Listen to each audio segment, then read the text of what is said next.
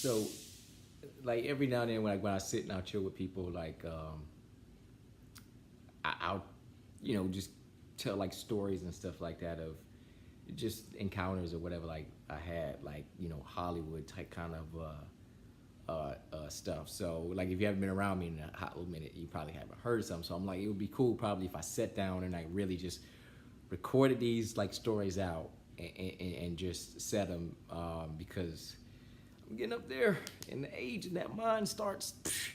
So before I forget some of these things, I was like, all right, you know what? It'd be cool if I just really sat down and really like just kind of just told them out and recorded this stuff.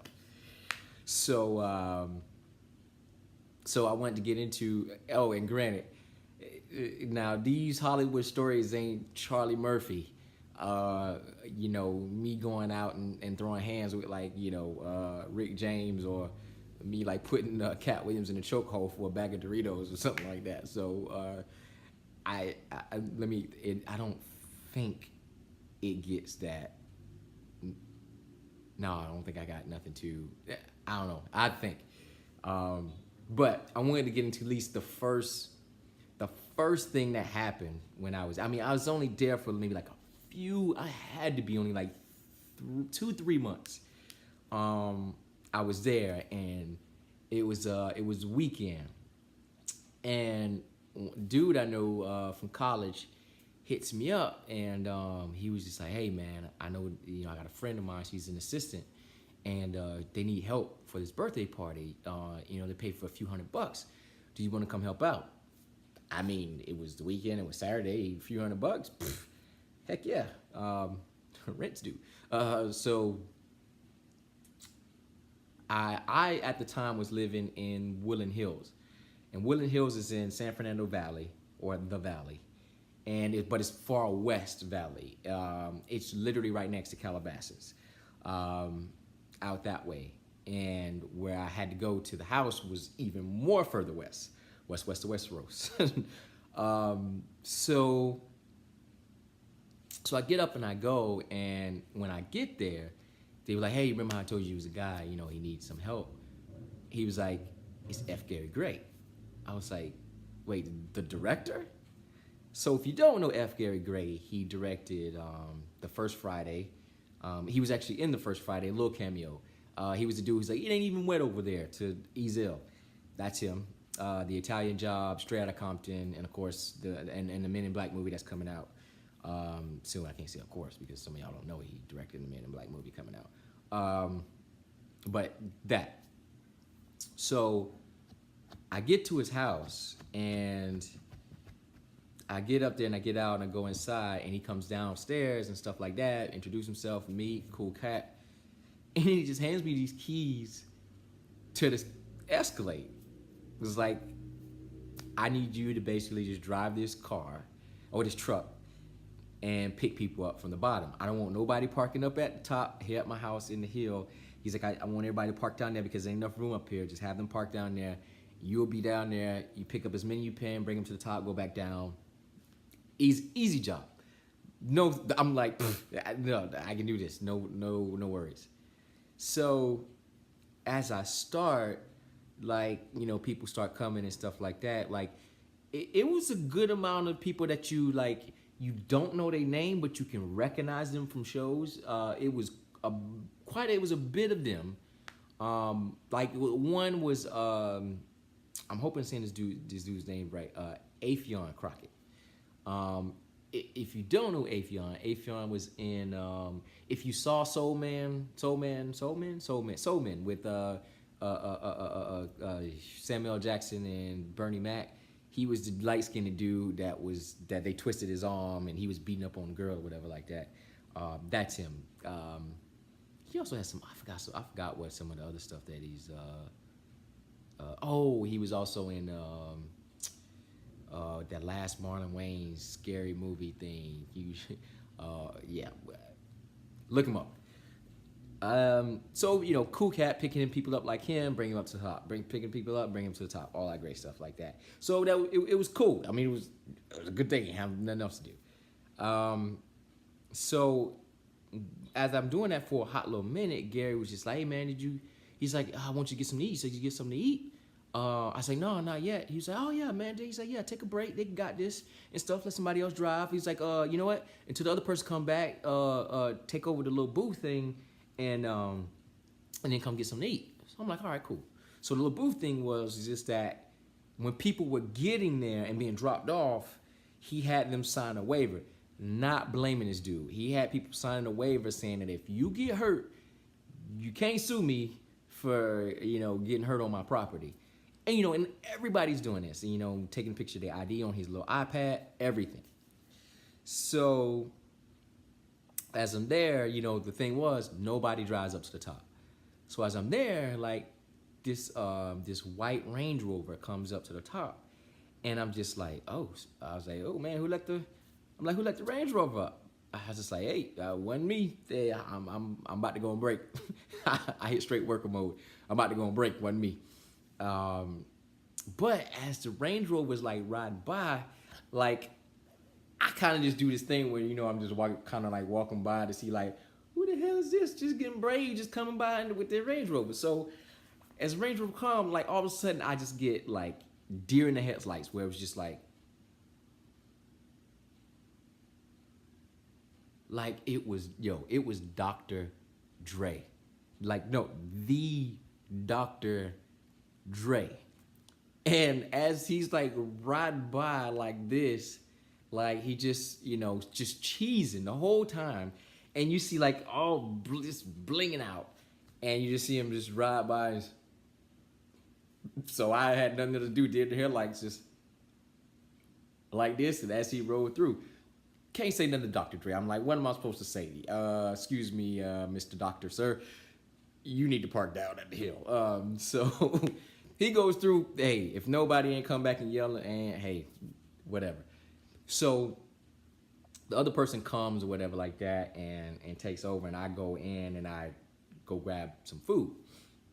So I'm in the kitchen or whatever like that. A whole bunch of people in the kitchen as well too. I grabbed something to eat. Gary was like, oh, this is over here, that's over there, some drinks over there, stuff like that. Cool. I mean, dude was like a gracious host, man, and like treated me like I was at the damn party as well too. But I know he was just more grateful that we were there to help out and stuff. But so I grabbed a plate, grabbed something to eat, and I go out back, and they had like a little fire pit back there. So I'm just, just chilling, just eating some food. And as I'm there, Dr. Dre comes out and sits out there as well too. And I'm just like, yo, this is crazy. Like I'm literally just sitting here, and like Dr. Dre is just right there. And they were talking about something. To be honest, I think I was just so, I wouldn't say starstruck. I was just so, it was just like being in that moment. Like I was just so in the moment and just realizing where I was that I can't even remember. I don't even remember what they were talking about. Side note. Dr. Dre's not a small dude. I know how you say you see some of these cats on TV and they small. This dude is, I want to say he was about 6'3", 6'4", 2 something solid, and not just like he was every single day. Not somebody that easily whooped my ass within seconds. Not messing with this dude. But like I said, nicest dude. Wasn't nothing happening like that. Yeah. It was just one of those cool moments. And so after I finish eating, I go back and I'm doing this regular stuff. But it also introduced me to the other side of Hollywood, is the people who think they own a A-list, B-list, whatever like this, and they ain't actually on no damn list. Because this one lady, I don't know if it was a friend of his or a friend of his, but she just went, like she got to the part where they were checking the, making you sign a waiver and all that stuff, and she was like, I'm not signing no waiver or letting you take a picture of my driver's license and all that stuff like this. I don't know what you're doing with. I'm like, I wouldn't like the people, like this ain't our iPad, this is Gary's. Is his stuff. What he does with it, I don't know. Well, you got to go get Gary like this. And Gary literally told us, I don't care who it is, everybody has to do this and stuff. Because I guess he communicated it to them that, you know, this is what you gotta do. So I tell you the truth, I can't remember what happened with her. I don't know. I can't remember what happened with her. I didn't know who the hell she was. Just to be honest, like, she wasn't nobody I recognized. She was somebody's mama, but not mine. So, so yeah, so they kind of introduced you to that because I'm just like, really? I'm like, but like, all these other people who I know from TV did this, you know, sign this thing and know. Because, I mean, the dude had like horses and you riding horseback riding and all this stuff. And, you know, what else? Boom. Introduced me to that side of Hollywood, which I have most stories, but I will get into that later.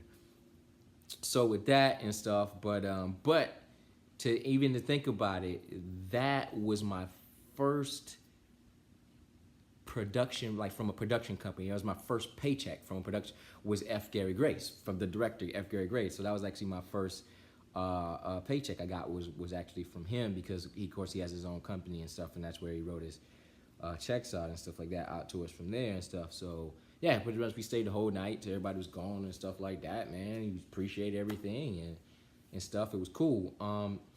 I actually ran into him again at the Black Panther premiere for Black Panther. You might have heard of it. So I seen him at the after party for Black Panther, and I went up to him. I was like, "Hey, Gary, Mr. Gary, it was great. I worked to your house at a birthday party." Da, da, da. Of course, he didn't remember me, but he remembered the party itself and stuff. And he was real cool and was like, "Oh man," you know, and stuff like that and everything. And I told him, I was like, that was like the first thing I did when I got to hit Hollywood and stuff. And he was just really appreciative, you know, that I came up to him and said what's up and stuff like that. So that was pretty cool.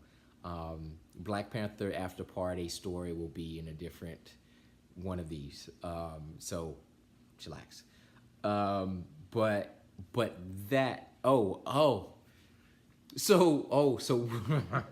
so with that story, oh God, I don't know if I should be saying this shit, but so one of the things that happened when I was driving the Escalade, so the road was like, it was just a road, narrow road, and on either side of the road was like orange trees. It was like an orange grove, like, and it led up to the house. And what I had to do was turn around, so you had to do like the, you know, driver's ed, you know, put in reverse 3-point turn thing or whatever. So as I'm doing the second part, and I'm backing up, and like I said, the trees are like right there. I just heard something go. I'm like, oh snap. So there was a wooden post like with a little sign like saying like, I guess don't steal the oranges or something like that. And I didn't run into it. What the back is, our back, and it just like pushed. So no damage to the vehicle. But I just heard like crunch, and it was just like scared out my ass, because at the end when we gave him the keys back, he was like, so there ain't no damage to my car and nothing like that, and like laughing. I was like, whew, man, nope, bruh. You know what? No problems at all. If we ran into something, it wasn't me, it was the other person. But yeah, but I mean, you could tell, man, that Cadillac that he had was like, you could tell it was one of the brand new, he bought it brand new, and it's been like a few years, and he can use this for something else, because I seen a whole nother Cadillac, like this Cadillac Roadster that he had over there. You can tell it was like one of those cars where I'm just driving around town, going to get some groceries or whatever, I'm putting it in his car and whatever, and coming back. But yeah, that shit was funny though. And I hope he don't see this. So that happened. But at the end of the night, you know, we go and we leave and stuff like that. But I mean, yeah, it was a cool night. It was a really dope night where I just got to kind of chill and be.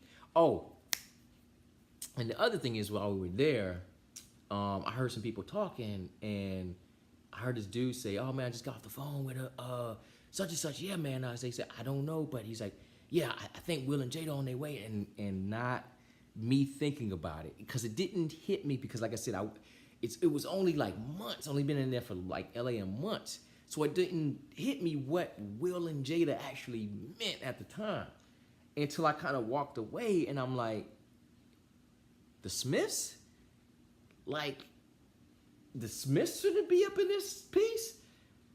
Like the Fresh Prince and freaking Peaches from, you know, A Low Down Dirty Shame. Like, they finna come up in this thing. Didn't come, so kill that dream.